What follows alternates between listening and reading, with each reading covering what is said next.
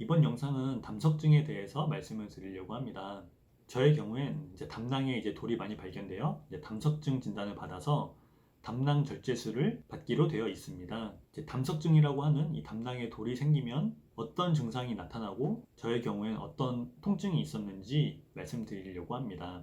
흔히 쓸개라고 표현을 하는 담낭이라는 조직은 우리가 기름진 음식을 먹었을 때 소화를 돕는 그런 기관이라고 합니다. 그러한 담낭에 콜레스테롤이 쌓여서 돌처럼 많이 굳고 덩어리들이 계속 쌓이는 그런 과정을 겪고 나면 담석증이라는 담낭에 돌이 쌓이는 증상이 발생을 합니다. 이렇게 담낭에 돌이 쌓이게 되면 그 쓸개즙이 분비를 할 때 담석이 쓸개즙 나오는 구멍을 딱 맞게 되는 경우가 발생한다고 합니다. 그때 극심한 통증이 몰려온다고 하는데, 저희 같은 경우엔 마치 체한 것처럼 윗배 쪽이 너무 아픈 그런 증상이 있었습니다. 명치 뒤쪽이 아파오는데 그 통증은 사실 이루 말할 수가 없었습니다. 짧을 때는 30분에서 1시간 내에 그 통증이 사라지는 경우도 있었지만, 정말 심할 때는 한 6시간씩 잠도 못 자고 그냥 탱글탱글 구르기만 했던 그런 경험이 있습니다. 그 6시간 동안 고생했던 적이 가장 심했을 때였는데, 그때 저는 담석에 의한 통증이라고 생각을 못하고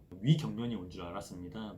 또 하필 그때가 작년에 뇌종양 수술을 하고 나서 집에서 쉬고 있을 때 그런 증상이 나타나서 항생제에 의해서 위경련이 왔다 생각을 했었습니다. 하지만 그 이후로 항생제를 먹지 않는데도 불구하고 한 번씩 통증이 올 때도 있었고, 최근에도 자기 전에 갑자기 이렇게 통증이 온 적도 있었습니다.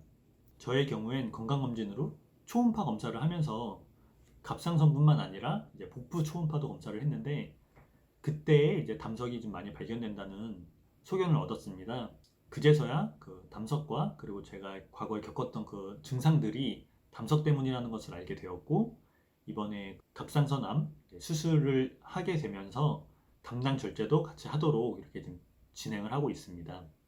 사실 담석 자체는 초음파 검사를 하고 건강검진을 하다 보면 많이 발견된다고 합니다. 이러한 담석이 통증으로 이어지지 않는다면 사실 추적 관찰을 하는 경우도 많다고 하는데, 저와 같이 간헐적으로라도 통증이 있다면 치료를 받는 게 맞다고 합니다.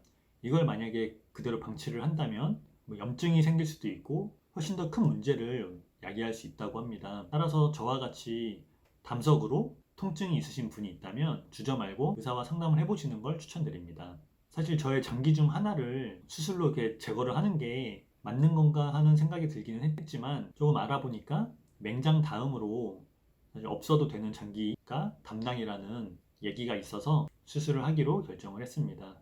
사실 장기를 드러낸다는 게 좀 꺼림칙하기는 하지만, 담석에 의한 그 통증을 한 번이라도 겪어보신 분이 계시다면 사실 하루라도 빨리 담석을 제거하고 싶은 그런 마음이 아마 드실 겁니다. 좀 저 역시 그렇고요. 의료 파업 때문에 이 두 수술을 같은 날에 같이 할 수 있을까 걱정을 많이 하기도 했고, 설령 일정이 안 맞아서 개별 수술을 해야 된다면 수면 마취를 2배로 해야 되기 때문에 많이 난처했을 텐데, 다행히 수술을 같이 할 수 있어서 저는 다행이라고 생각을 하고 있습니다. 이렇게 제가 담석 절제술을 앞두고 나서 제가 겪은 증상들과 제가 발견하게 된 과정 등을 말씀드렸습니다. 담석증으로 고생을 하고 계신 분이 계시다면 제 영상으로 좀 도움을 받으셨으면 좋겠습니다. 감사합니다.